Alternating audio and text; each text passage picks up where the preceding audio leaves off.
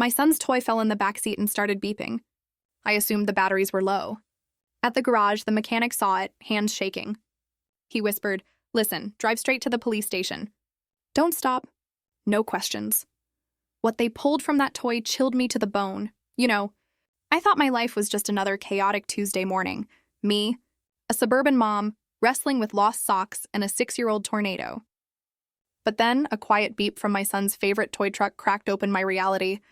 And what I found wasn't just a dead battery, but a truth so terrifying. It would shatter everything I knew about my husband, my family, and the life I thought we had. It started like any other morning. The alarm didn't even go off, of course not. Not on a Tuesday when Eric was already out the door before dawn for one of his mysterious early meetings.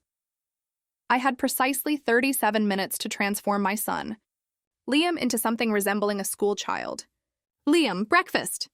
I'd yell upstairs, simultaneously hunting for matching socks, making toast with one hand, and checking my phone with the other. It was this familiar, frantic dance of single-handed parenting, even though, technically, I wasn't single. Eric had been so distant lately, his presence in our house feeling more like a ghost than a husband.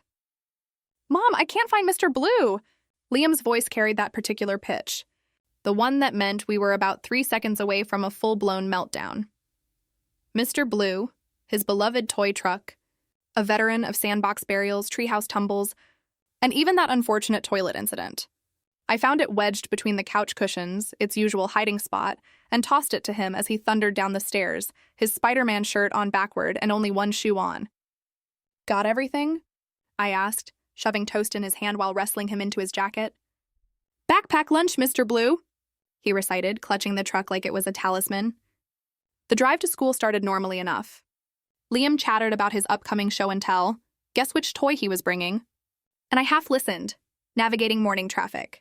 NPR droned in the background about international tensions, but I just didn't have the mental bandwidth to process it. Then it happened.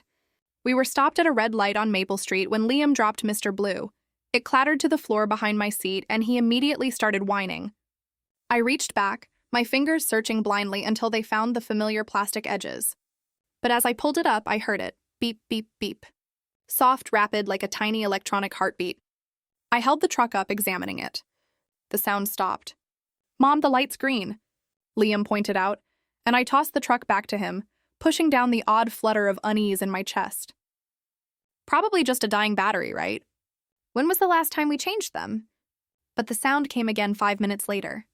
And again, when I was alone in the car after dropping Liam off, his Mr. Blue forgotten on the back seat in his rush to show a friend a dead beetle he'd found. Beep, beep, beep. I picked it up, turned it over. No battery compartment that I could see. Strange. I'd bought this truck myself from Target 6 months ago. Or had Eric? I couldn't even remember. The beeping was regular now, sometimes fast, sometimes slower. By the time I pulled into Joe's auto shop, thinking maybe it was something with the car's electronics interfering with the toy, my nerves were thoroughly frayed. Joe had fixed our cars for 15 years. He'd seen me through my first pregnancy, Eric's deployment, every automotive disaster in between. His shop smelled like motor oil and the peppermints he kept in a bowl on the counter, and his smile always made me feel like everything would be okay. But not today. Today, when Joe glanced through my passenger window and saw Mr. Blue on the seat, his entire demeanor changed. The blood drained from his weathered face so fast I thought he might faint. "Ma'am," he said, his voice barely above a whisper. "I need you to listen very carefully." My heart began to race. "Joe, what's wrong?"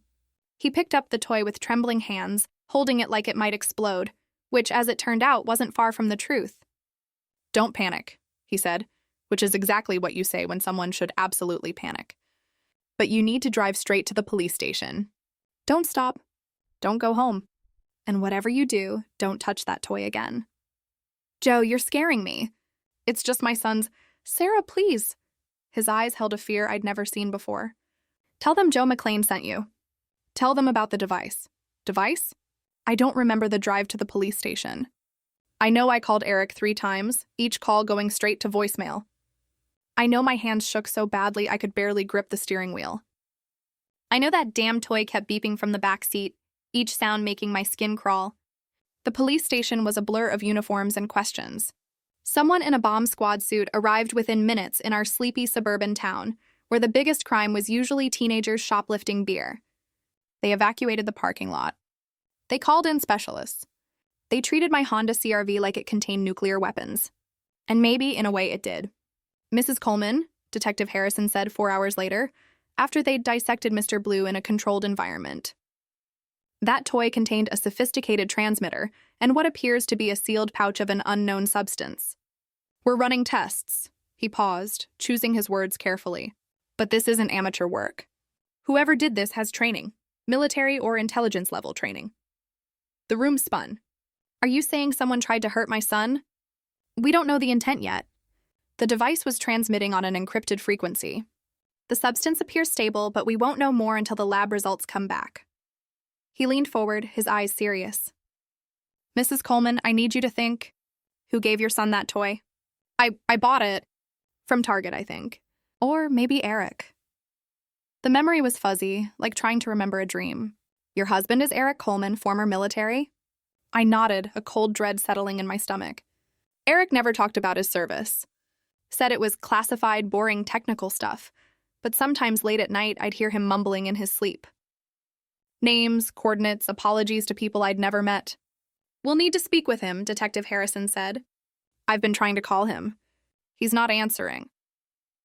The detective and his partner exchanged a look that made my blood run cold. Eric finally called back at 7 p.m., 12 hours after I'd first tried to reach him. Liam was at my sister Rachel's house. I couldn't bear to bring him home, not when I didn't know if our house was safe. Sarah, I just got your messages. What's going on? His voice was controlled. Too controlled. Someone put a bomb in Liam's toy. The words exploded out of me. The police have been here all day. They're asking about you, about your service, and I don't know what to tell them because you never tell me anything. Silence. Long enough that I checked to make sure the call hadn't dropped. Don't talk to anyone else, he finally said. I'll handle it. Handle what, Eric? What the hell is going on? Just trust me, please. I'm coming home. But he didn't come home. Not that night. Instead, Agent Mara Chen from Homeland Security showed up at my door at 10 p.m., looking like she'd stepped out of a spy movie with her severe black suit and an expression that could freeze water. Mrs. Coleman, we need to discuss your husband's activities. I don't know anything about my husband's activities, I said, exhaustion making me sharp. Apparently, I don't know anything about my husband at all. She studied me for a long moment. The device in your son's toy wasn't just dangerous. It was emitting a scrambled signal designed to communicate with a specific receiver. This wasn't personal, Mrs. Coleman. This was professional. What are you saying? I'm saying your husband may be involved in something much larger than you realize. When did you last access his computer? The question hung between us like a loaded gun. Because the truth was, I'd already looked.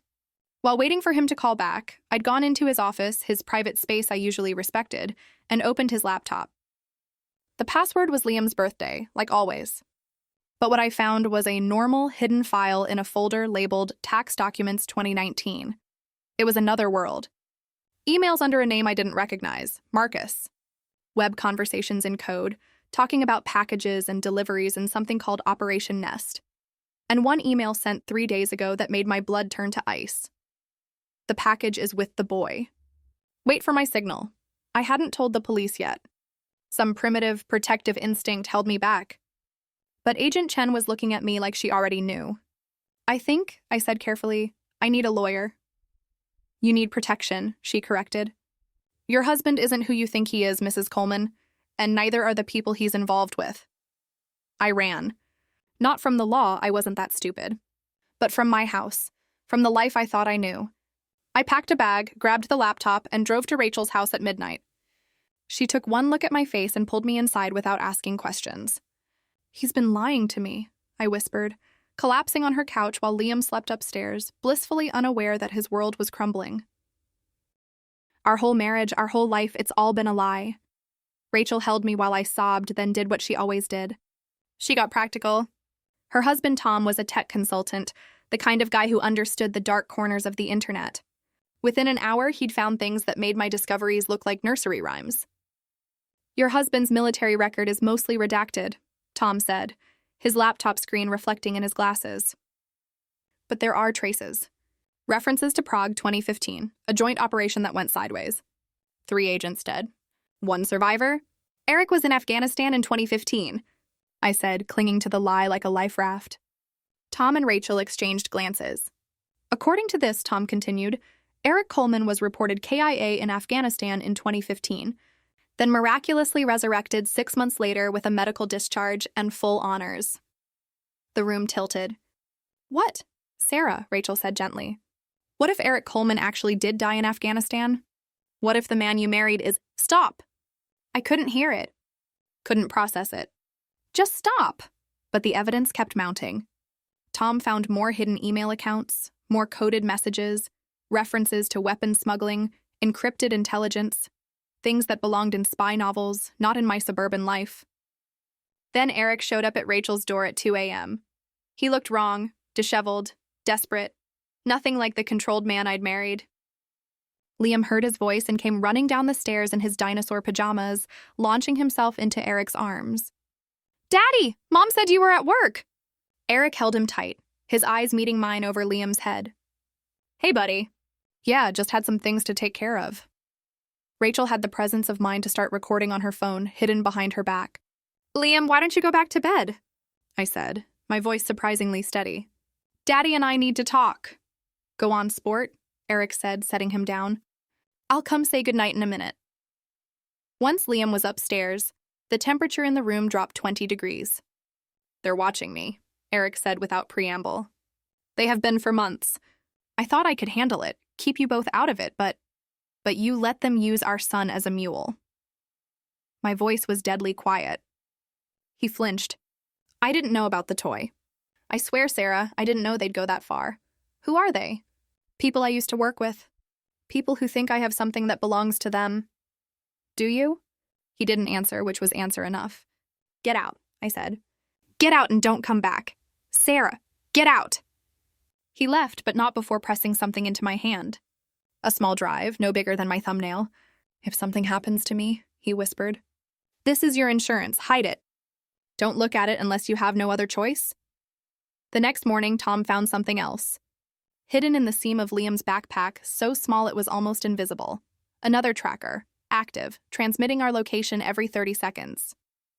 We'd been running, but they'd been watching the whole time. Then the envelope arrived, slid under Rachel's door while we were all in the kitchen. No postmark, no signature, just 5 words that changed everything. Ask your husband about Prague. The truth about Prague came in pieces, each more horrifying than the last. It started with Detective Harrison, who'd managed to get partial access to Eric's classified files. He came to Rachel's house personally, his face grim. Mrs. Coleman, your husband was part of a Black Ops unit that officially doesn't exist. In 2015, they were running an operation in Prague, recovering stolen military intelligence that was being sold to the highest bidder. But he was in Afghanistan, I repeated, clinging to the lie like a life raft. His unit's cover was a deployment to Afghanistan, but they were actually in Prague when everything went wrong. Someone on the inside sold them out. 3 agents were tortured and killed. Your husband was the only survivor. How? Harrison hesitated. That's where things get complicated. There were rumors he made a deal, traded information for his life, but nothing was ever proven. Rachel's journalist friend, Danny, dug deeper. He found an archived article from a Czech newspaper buried in their digital archives. The headline translated to 4 bodies found in warehouse. Authorities suspect organized crime. But Danny had sources, people who knew the real story. They weren't just recovering intelligence, Danny told us over an encrypted video call. They were stealing it back from someone who'd already bought it. Someone very powerful, very connected. And that someone has been looking for your husband ever since. Why now? I asked. It's been almost 10 years. Because something changed recently. My source says someone leaked Eric's new identity 6 months ago. His location, his family, everything. 6 months ago. Right around the time Eric started acting strange, working late, being distant. I confronted him at a neutral location, a public park where Liam could play while we talked. Rachel and Tom waited in their car, ready to grab Liam if things went bad. I need the truth, I said. All of it. Eric looked older than his 38 years, worn down by secrets and lies. The truth will destroy us. We're already destroyed. He watched Liam on the swings for a long moment. My name isn't Eric Coleman. It's Ethan Marks. Eric Coleman was my best friend. He died in Afghanistan saving my life. When Prague happened, When I needed to disappear, I took his identity. No one knew Eric was dead except our handler. It was perfect. Until it wasn't. The earth shifted beneath my feet. So our marriage license, Liam's birth certificate, all legal technically. Eric Coleman exists. I just became him. And Prague?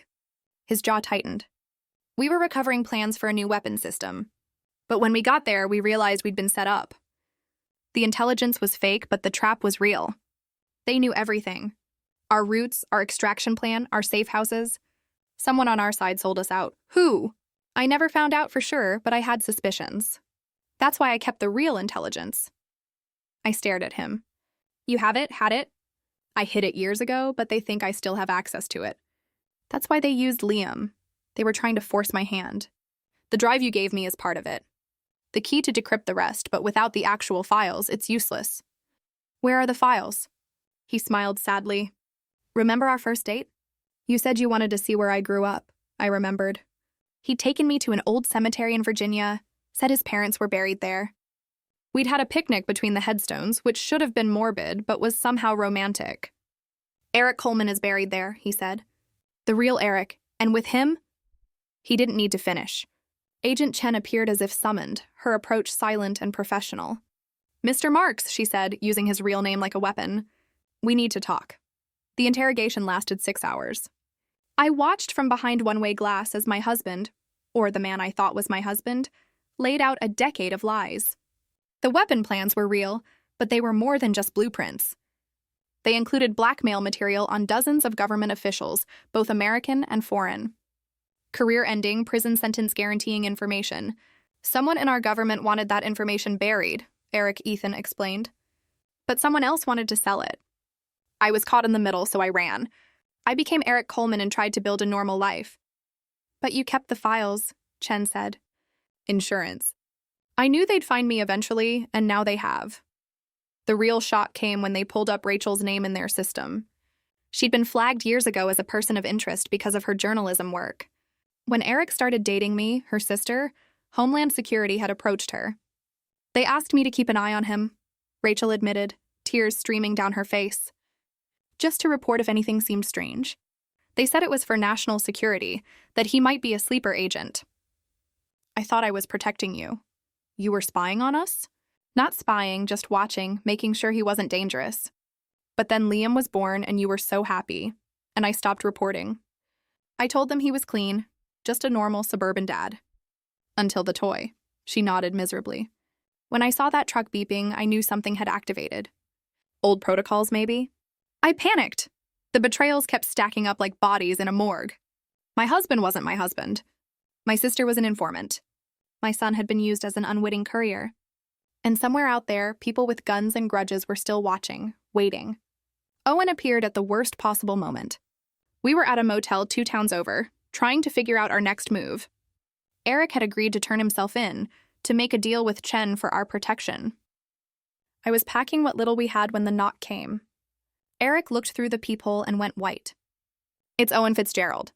Who? My handler from Prague. He's supposed to be dead. Owen didn't wait for an invitation. The door splintered under his boot, and suddenly the room was full of men with guns. Not official. Not government. Mercenaries. Hello, Ethan, Owen said pleasantly, like we were at a dinner party. Been a while. You sold us out in Prague. I made a better deal. Capitalism at its finest. He turned to me, and his smile made my skin crawl. Mrs. Marks, or do you prefer Coleman? I have a proposition. Your husband has something I want. You're going to help me get it. Go to hell. He pulled out his phone, showed me a video. Liam at Rachel's house playing in the backyard. The timestamp was 20 minutes ago. Amazing what a good long-range camera can capture, Owen said. Now, about that proposition. Eric lunged for him, but Owen's men were faster. They had him on the ground, a gun to his head before I could scream. Here's what's going to happen, Owen continued, as if we were negotiating a business deal. You're going to retrieve the files from Eric's friend's grave. You're going to decrypt them using whatever key Ethan gave you. And then you're going to hand everything over to me, or little Liam has an accident. Tragic, really. Children and playground equipment. Such a dangerous combination. If you touch him, I won't have to if you cooperate. He checked his watch. You have 24 hours. My men will be watching. Don't try to run. Don't contact the authorities. Just get me those files. After they left, Eric and I sat in the wreckage of the motel room, both trembling. We have to do what he says, I whispered. If we give him those files, dozens of people will die. The information in there, it'll start wars, Sarah. I don't care about wars. I care about our son. He pulled me close. And for a moment, I let him. Despite everything, the lies, the false identity, the danger he brought into our lives, he was still the man who'd held my hand through labor, who'd taught Liam to ride a bike, who'd slow danced with me in our kitchen to no music at all. There's another way, he said finally, but it's dangerous. More dangerous than this? We give him the files but corrupted. Damaged enough that it'll take time to realize they're useless. Time enough for Chen to find him. And if he figures it out? Eric's silence was answer enough. We drove to Virginia that night, to the cemetery where the real Eric Coleman lay buried. The headstone was simple, Eric Coleman. Beloved son, faithful soldier. No dates, no details. Just another dead soldier in a field of dead soldiers. Eric, my Eric, Ethan, whoever he was, dug with his bare hands in the darkness, tears streaming down his face. He saved my life in Afghanistan. Took a bullet meant for me. Died in my arms. Taking his name, I thought I was honoring him. You were hiding. Yeah, that too. The files were in a waterproof container buried 3 feet down. Memory cards, each smaller than a quarter, containing enough secrets to bring down governments. This is what they killed 3 good men for, Eric said, holding them up to the moonlight. This is what's going to get us killed too. Not if we're smart. We worked through the night, corrupting files, changing data, creating a believable but ultimately useless package. Eric knew enough about the structure to make it look real, at least at first glance. It'll fool them for maybe 48 hours, he said. Then Owen will know we played him. 48 hours for Chen to find us, if she was even looking. The handoff was set for noon the next day at a rest stop on I-95. Public, lots of witnesses, cameras everywhere. Owen might be many things, but he wasn't stupid enough to murder us in broad daylight. Or so we hoped. I held the drives in my hand, feeling their weight, not physical, but metaphorical. These tiny pieces of plastic and silicon had destroyed so many lives, including ours. Ready? Eric asked. I thought about Liam, safe at Rachel's house with federal agents watching. I thought about the life we'd built on lies, now crumbling to dust. I thought about the future, uncertain and frightening. Let's end this. But endings, I was learning, were never that simple. Not when you're caught between international intelligence agencies, mercenaries, and the weight of your own choices. Owen was waiting at the rest stop, casual as could be, just another traveler stretching his legs. He smiled when he saw us, that same reptilian expression that made my skin crawl. The loving couple, he said. How touching. I held out the drives. Everything's here. The files, the decryption key, all of it. He took them, examined them with a device he pulled from his pocket. It beeped green. Excellent. See how easy that was? Now leave us alone, Eric urged. Oh, I'm afraid it doesn't work that way. Owen's smile widened. You see, you know too much, both of you. And that adorable little boy of yours. Well, children talk, don't they? The gun appeared in his hand so fast I didn't see him draw it. But he didn't count on Joe. Joe McLean, my mechanic, the one who'd recognized the device in the toy. He was there with a baseball bat, bringing it down on Owen's arm with a crack that echoed across the rest stop. The gun went flying. Run! Joe shouted. We ran. Through the parking lot, past startled travelers, into the woods behind the rest stop. We could hear Owen screaming orders, his men converging, and then the helicopters arrived. Agent Chen, it turned out, had been watching all along. Owen and his team were surrounded before they could pursue us, federal agents appearing from vehicles we hadn't even noticed. Mrs. Coleman, Chen said, finding us huddled behind a maintenance shed. Or should I say Mrs. Marks? We need to talk about those files you just gave Owen. They're corrupted, I admitted. Useless. She smiled, the first time I'd seen any expression on her face. I know. We corrupted the real files 3 years ago, right after we figured out where they were. What Owen just bought were our modifications. You knew this whole time? We've been watching your husband since Prague. We knew someone would come for him eventually. You and your son were never in real danger. We had agents on you the entire time. I wanted to be relieved. I wanted to be angry. Instead, I was just tired. So what now? Eric asked. Now, Mr. Marks, you have a choice. Federal prison for identity theft and a dozen other charges, or you work for us. Officially this time. Your knowledge of these organizations is invaluable. And my family? Chen looked at me, then at the photo of Liam on my phone screen. They'll be protected. New identities if you want them. Or you can try to rebuild your life as the Colemans. Your choice. It wasn't much of a choice, but it was more than we'd had an hour ago. The federal safe house was a lie, just like everything else in my life. Agent Chen had promised protection while they processed Owen and his team.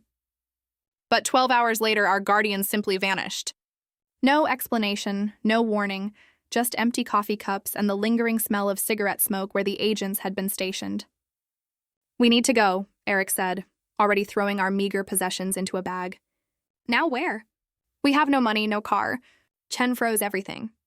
He pulled out a phone I'd never seen before. I kept one backup they don't know about. And there's cash hidden in... The window exploded. Not from a bullet, but from a flashbang grenade that left us blind and deaf, stumbling in the smoke.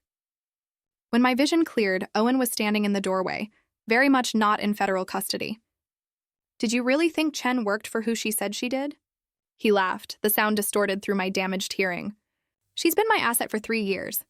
This whole operation letting you think you were protected? It was just to get you comfortable enough to hand over the real files. We gave you the files. Eric gasped, blood running from his ear. You gave me garbage. Corrupted data that triggered every alarm in my system. He pulled out a tablet, showing streams of code I didn't understand. But Chen's people found something interesting when they searched your house. Hidden in your son's other toys. Microdrives you probably didn't even know were there. My blood froze. You're lying. Am I? Blue truck, red plane, green dinosaur. Each one carrying a piece of the puzzle. Your husband was cleverer than he knew, fragmenting the data across multiple carriers. Or maybe someone else was clever using him. Eric lunged at him, but Owen's men were ready this time. They didn't just subdue him. They broke his arm with clinical efficiency, the crack echoing through the room. His scream tore through me like shrapnel. Stop, I begged. Please, we have a son. Yes, Liam. 6 years old, currently at your sister's house. Room at the end of the hall. Dinosaur nightlight. Sleeps with a stuffed elephant named Peanut. Every detail was a threat, a promise of how easily they could reach him. What do you want? The real files. All of them.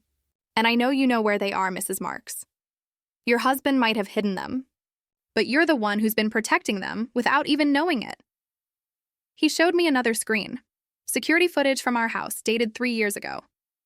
I was pregnant with Liam, decorating the nursery. Eric was installing something in the walls. What I thought was insulation. He turned your entire house into a server, Owen explained. The files aren't hidden somewhere. They're everywhere. In the walls, the foundation, even in the paint. Microscopic storage devices that form a network when activated. Brilliant, really. I looked at Eric, who couldn't meet my eyes. You turned our home into a weapon? Into a vault, he corrected weakly. To keep us safe. It made us targets. Owen checked his watch. Touching as this marital drama is, we have work to do. You're going to go back to that house, activate the network, and download everything onto these. He held up a set of drives. Any deviation, any attempt to contact anyone, and Liam has an accident. The house is probably being watched by my people now. Chen pulled the FBI surveillance 6 hours ago. Told them the threat was neutralized. His smile was cold. She's very good at her job. They gave us a car, a handler named Marcus who wore a violence barely contained. For 12 hours, the drive home was silent, except for Eric's labored breathing. They'd refused medical attention for his broken arm. I'm sorry, he whispered. As we pulled into our neighborhood, everything looked so normal. Kids playing in yards, sprinklers running, life continuing as if our world hadn't ended. Save it. Our house was exactly as we'd left it days ago, down to Liam's cereal bowl still on the kitchen table. It broke my heart, this museum of our former life. How do we activate it? I asked. Eric led me to Liam's room with his good arm, each step obviously agony. Remember when we painted this room? You wanted blue. I insisted on green. You said green was more soothing. I said that because that specific shade contained the activation trigger. He pressed his palm against the wall, held it for 30 seconds. Nothing visible happened, but he nodded. It's starting. The whole house is waking up. How long? 4 hours to fully compile. Then another hour to transfer. Marcus was in the doorway, gun visible. You have 5 hours total. Make it work. We sat in Liam's room, surrounded by his toys and books, while invisible data streams flowed through the walls around us. I picked up his stuffed elephant, Peanut, and held it tight. Tell me the truth, I said to Eric. All of it. No more lies, so he did. The Prague operation had been about more than weapons. It was about a kill switch, a program that could shut down entire power grids, defense systems, even satellites. The kind of thing that could win wars without firing a shot. Every major government wanted it. Most didn't even know it existed. We were supposed to destroy it, Eric said, but our handler Owen wanted to sell it. When the team refused, he had us ambushed, tortured, killed. But you survived. Because I made a deal. Not with Owen, with the people who created the kill switch in the first place. I told them I'd hide it where no one would ever think to look. In plain sight, in suburban America, in the walls of a normal family home. Our home. I thought if I could just live quietly, raise our family, it would stay hidden forever. But then someone leaked my location, and everyone came looking. Who leaked it? He was quiet for so long I thought he wouldn't answer. Then, I think I did, accidentally. When I searched for the real Eric Coleman's military records online, I wanted to make sure our cover was solid, but you let them find us. The irony was bitter. His paranoia had created the very danger he tried to avoid. 3 hours in, something went wrong. The data stream stopped. The subtle hum in the walls went silent. Marcus was on us immediately. What happened? I don't know. The system just stopped responding. Fix it. I can't fix what I don't understand. Eric snapped, then screamed as Marcus grabbed his broken arm. Try harder. I was still holding Peanut when I felt it. A small hard square in the elephant's stuffing. My fingers found a hidden seam, and inside another drive. Tiny, unmarked. Eric saw my face change. Sarah! I palmed the drive, thinking fast. The system needs a secondary authorization. It's programmed to recognize Liam's toys. The ones he plays with most. It was a lie, but a plausible one. Marcus bought it. Then get them! I gathered Liam's favorites, the ones he'd had longest, loved most, including Mr. Blue, or what was left of him after the bomb squad's dissection. As I arranged them, I slipped the drive from Peanut into my pocket. The system restarted, but I'd bought us something precious. Time to think. At hour 4, the download was complete. 5 drives full of secrets that could destabilize the world. Marcus was already on the phone with Owen, confirming the transfer. Excellent work. Owen's voice came through the speaker. Kill them both. Wait, I said quickly. There's a failsafe. If we don't check in every 12 hours, the real files, the complete ones, automatically upload to every major news outlet in the world. Silence, then Owen laughed. You're lying. Check file 47B, 3rd section, 19th line.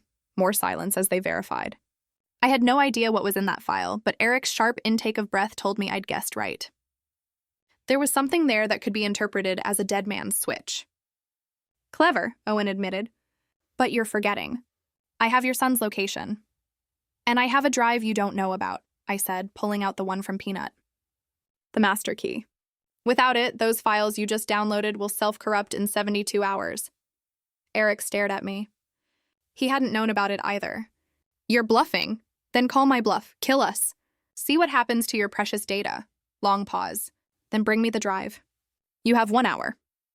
After Marcus left to coordinate the meetup, Eric grabbed me. Sarah, that drive. I don't know what it is, but it was hidden in Peanut. And you didn't put it there, did you? No, I didn't even know. His face went white. Oh God, Rachel. What? She gave Liam that elephant for his first birthday. Said she ordered it from some boutique place. My sister. My sister who'd been watching us for the government.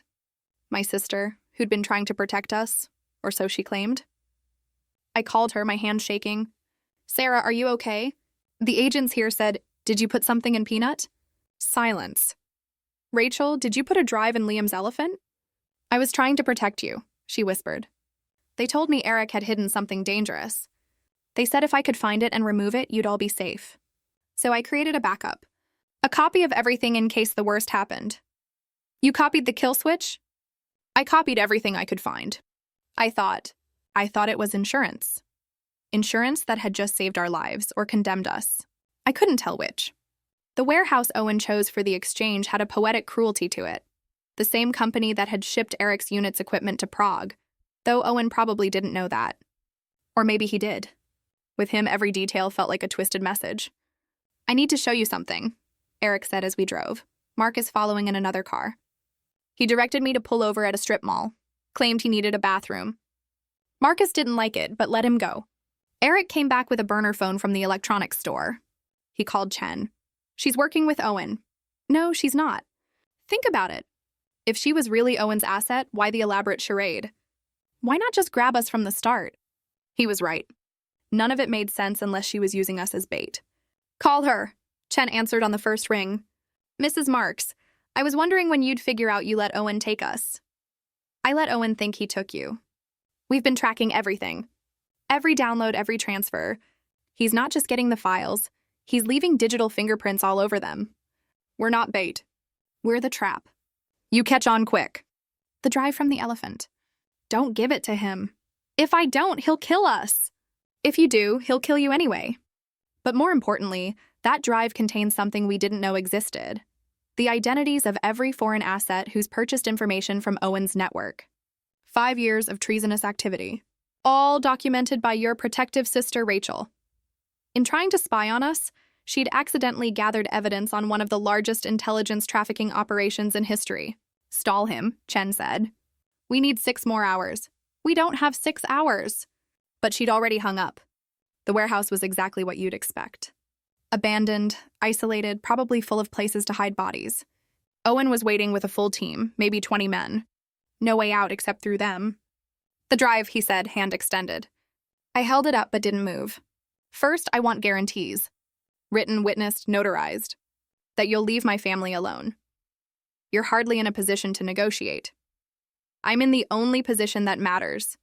I have what you want. He smiled, that reptilian smile. You know what your problem is, Sarah? You still think this is about the files. The weapons data. The kill switch, isn't it? Oh, my dear, it's about so much more.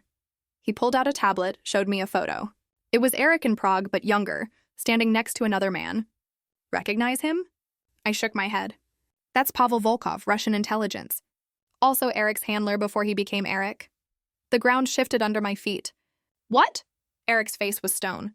It's not what you think. Ethan Marks was a double agent, Owen continued, clearly enjoying himself. Recruited right out of college. The Prague operation wasn't about recovering stolen intelligence. It was about stealing it in the first place. For the Russians, you're lying. Am I? Ask him about the account in Moscow. The apartment in St. Petersburg, the handler he met every month for 3 years. I looked at Eric, Ethan, whoever he was. His silence was deafening. The mission went wrong because I found out, Owen said. I tried to stop it, tried to save my team. But Ethan here made sure they died to protect his secret. That's not true, Eric exploded. You were selling to everyone. Russians, Chinese, whoever paid most. I was undercover trying to expose you. Were you? Then why did you run? Why hide instead of reporting in? Because I didn't know who to trust. Half the agency was compromised. You had people everywhere. So you decided to keep the files yourself. How noble. They were both lying or both telling the truth. I couldn't tell anymore, and maybe it didn't matter. All that mattered was getting out alive. The drive, I said, contains more than you think. Rachel didn't just copy the files. She documented everything, including your meetings, Owen, your contacts, your bank accounts. His smile faltered.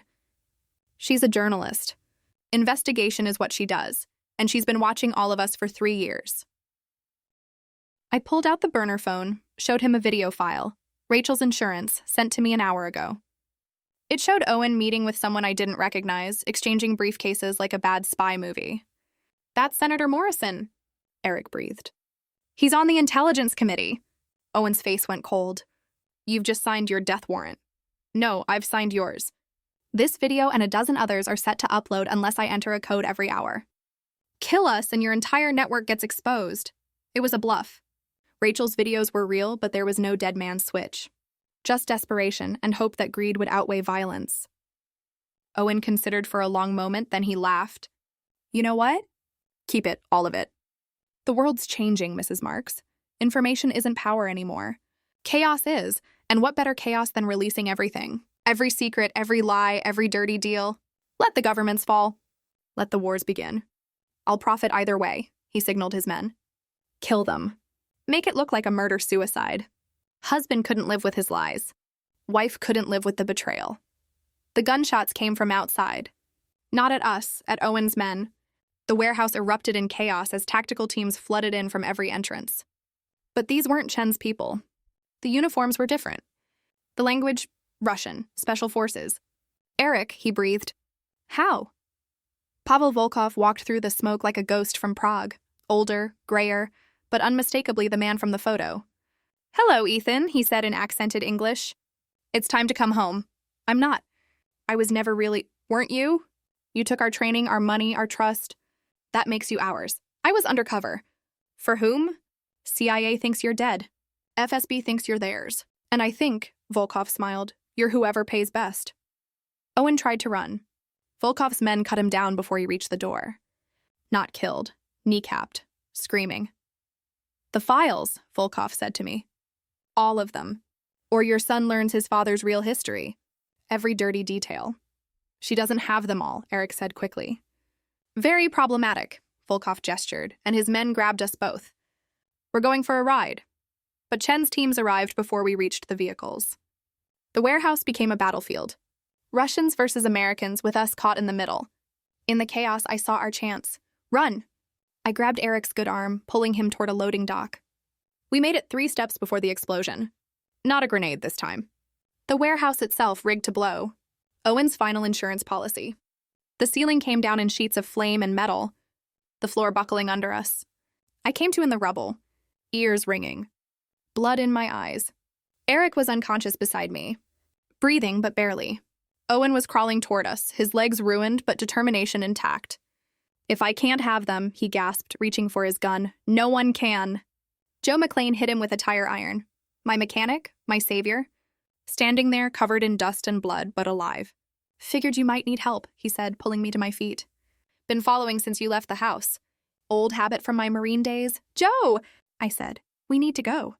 This whole place is coming down. We dragged Eric out. Owen left behind in the collapsing warehouse. Outside was chaos. Russians fighting Americans, local cops arriving and adding to the confusion. In the mess, we slipped away in Joe's truck. Where, Joe? I asked. I thought about the drive in my pocket, the files in Eric's hidden network. The truth scattered across so many lies. The cemetery, I said, where it all started. The real Eric Coleman's grave looked different in daylight. Peaceful. Honest in a way nothing else in our lives had been. Agent Chen found us there alone this time.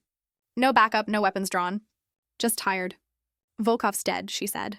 Owen, too. The warehouse collapsed, killed 14 operatives from 3 different countries. Good, I said, and meant it. The files. I held out the drive from Peanut. Everything's on here. Rachel's documentation, the kill switch, all of it. She took it carefully. And the network in your house? Destroyed, Eric lied smoothly. The download corrupted it. Chen studied us for a long moment. You know, I could arrest you both. Espionage, treason, identity theft. The list is extensive, but a trial would expose things better left buried. And you have a son who needs parents. She pocketed the drive. Eric Coleman died in Afghanistan.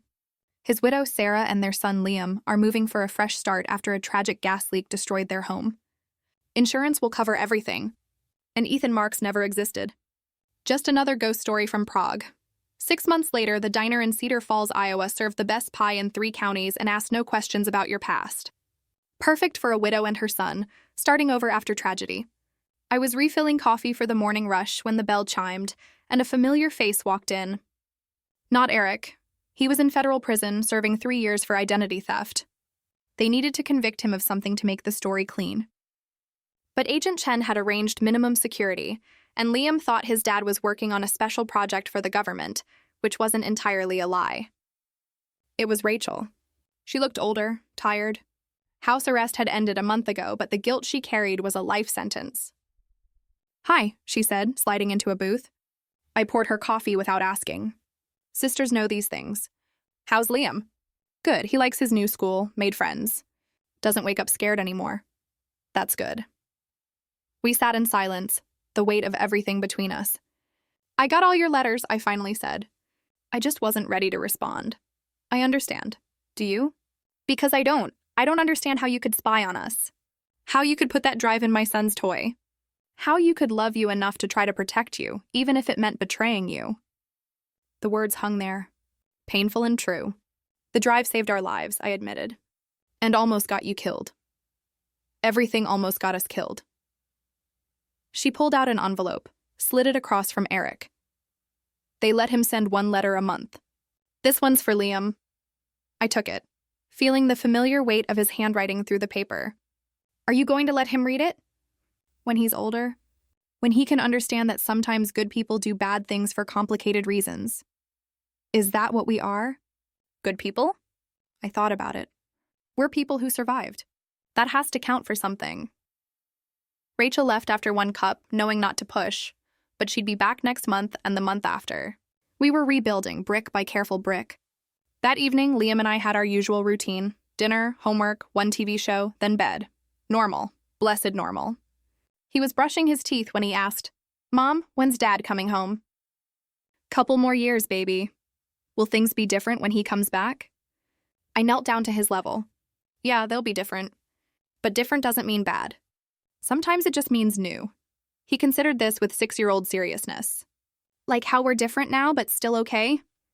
Exactly like that. That night after he was asleep, I sat on the porch of our little rental house and opened Eric's letter. Not the one for Liam, one he'd hidden in the envelope just for me. Sarah, I know I have no right to ask for forgiveness.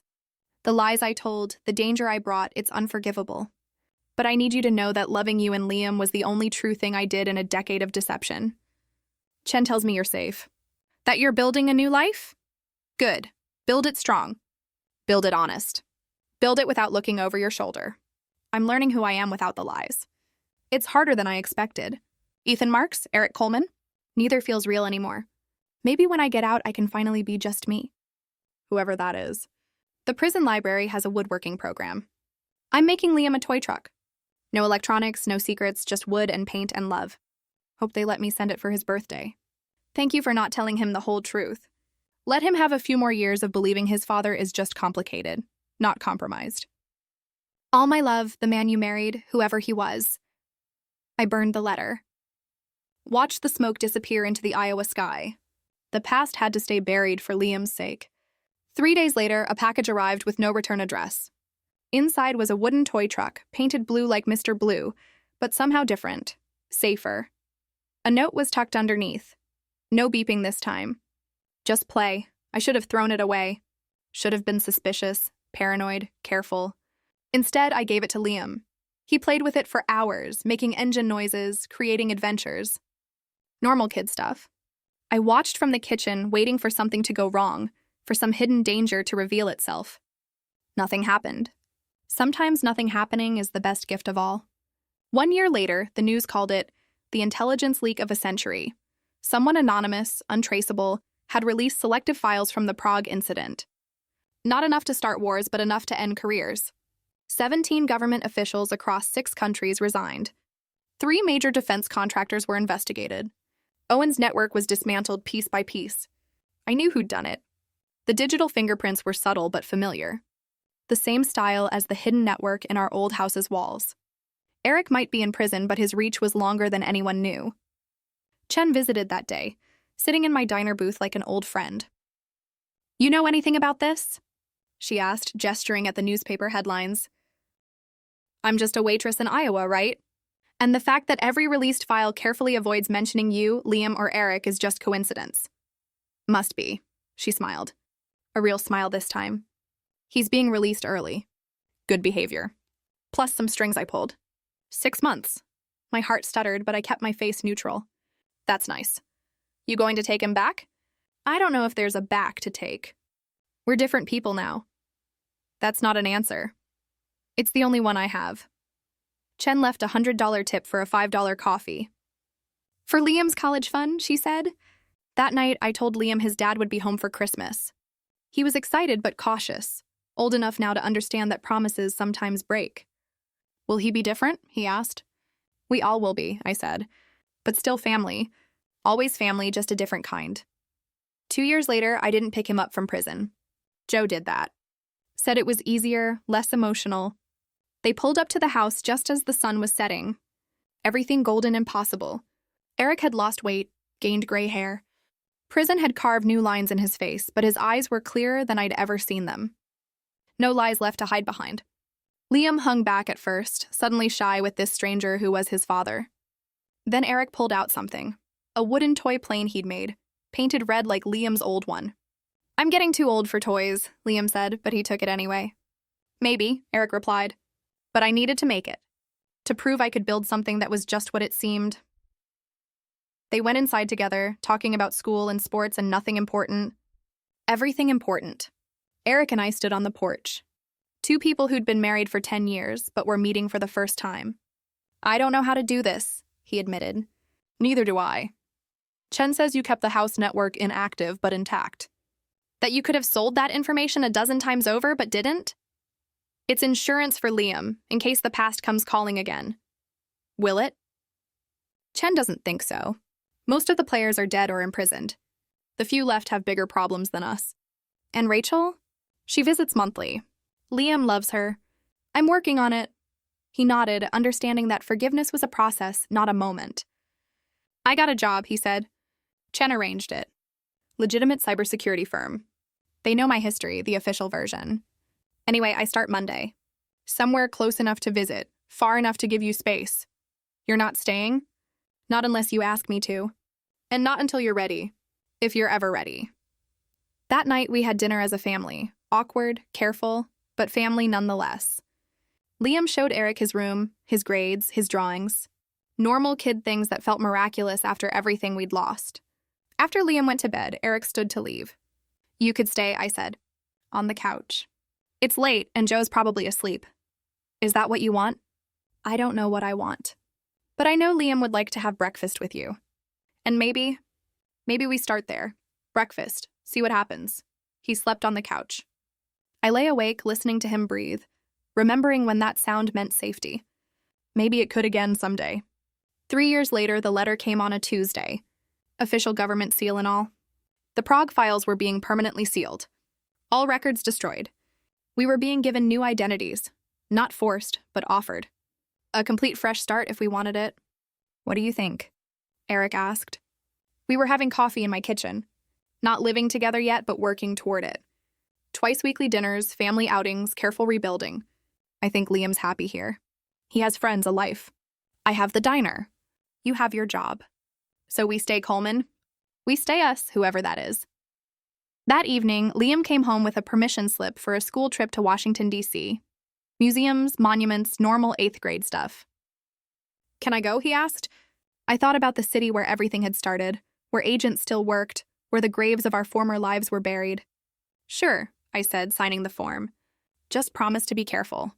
"Mom, it's a school trip." What could happen? Eric and I exchanged glances over his head. What could happen indeed? That night I burned the government letter. We were done running from the past, done hiding from the future. We were just the Colemans. A complicated family with a strange history that no one would ever fully know. Liam was in his room talking to friends on the phone, laughing about something ridiculous. Normal teenage stuff. Eric was fixing the kitchen sink, cursing at the pipes. Normal dad stuff. I was planning tomorrow's diner specials, thinking about hiring another waitress. Normal life stuff. From the outside, we looked like any other family.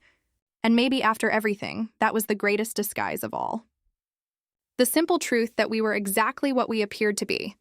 3 people who loved each other, who had survived the impossible, and who had chosen to build something real from the ashes of so many lies. The toy truck, the wooden one Eric had made in prison, sat on Liam's shelf, gathering dust. Loyal. Just wood and paint, and the promise of a father trying to make things right. Sometimes I still checked it. Old paranoia dying hard. But it was always just what it seemed. A toy, a gift, a promise kept. We lost everything once. Our identities, our trust, our sense of safety. But in the ruins, we built something stronger. Not perfect. There were still nights I woke up afraid. But we were together. We were alive. We were free. And in a life built on lies, that truth was everything.